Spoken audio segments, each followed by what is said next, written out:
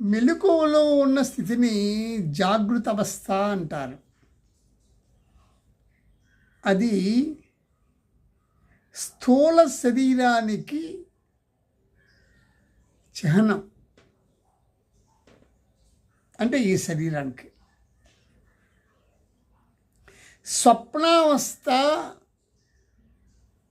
ఉంది కదా, అది సూక్ష్మ శరీరానికి చిహ్నం.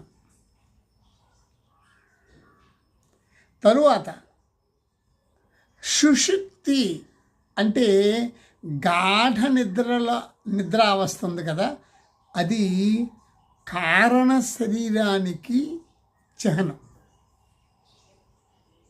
ఇవి 3 శరీరాలు. కారణ శరీరం ఎలా ఉంది? గాఢ నిద్ర అంటే నీవు ఏమిటో, నీకు చిన్న వ్యాపారం ఉందో, పెద్ద వ్యాపారం ఉందో, చిన్న ఆస్తి ఉందో, పెద్ద ఆస్తి ఉందో చెప్పట్లేదు. అది దేన్ని చెప్పట్లేదు. స్వప్నావస్థ అది చెప్తున్నది మెలకువ జాగృత అవస్థలో ఉన్న విషయాలు, స్వప్నావస్థలో ఉన్న విషయాలు ఒకదానికొకటి పొంతలేదు. అంటే ఖచ్చితంగా 2 అబద్ధాలే, ఆ 2 అసత్యాలే. ఈ 3వ కారణ శరీరం అంటే గాఢ నిద్రావస్థ, సుషుప్తి అంటాం కదా సంస్కృతిలో, అది మాత్రం ఏది చెప్పట్లేదు. మాయ, అది మాయ, అది అజ్ఞానం. అజ్ఞానం అంటే ఏంటి? ఏది తెలియకపోవటం.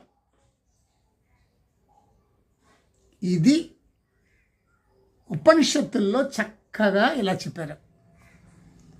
ఈ కారణ శరీర్, ఈ గాఢ నిద్ర అవస్థే కారణ శరీర స్థితి చిహ్నం కదా. దీని నుంచి సూక్ష్మ అంటే స్వప్నావస్థ, జాగృత అవస్థ, మెలకువ అవస్థ అంటే సూక్ష్మ శరీరము, స్థూల శరీరాలు ఉద్భవించాయి. దేని నుంచి? కారణ శరీరం నుంచి. ఇప్పుడు నేను, ఇది స్థూల శరీరం, నా పైన సూక్ష్మ శరీరం ఉంది, దానిపైన కారణ శరీరం ఉంది. ఓకే, ఈ స్థూల శరీరం ఎప్పుడైనా చనిపోవచ్చు, డెడ్ అయిపోవచ్చు. ఇది ఫిజికల్ బాడీ కాబట్టి.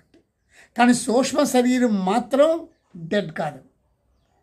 చాలా వేల సంవత్సరాలు ఉంటుంది అది.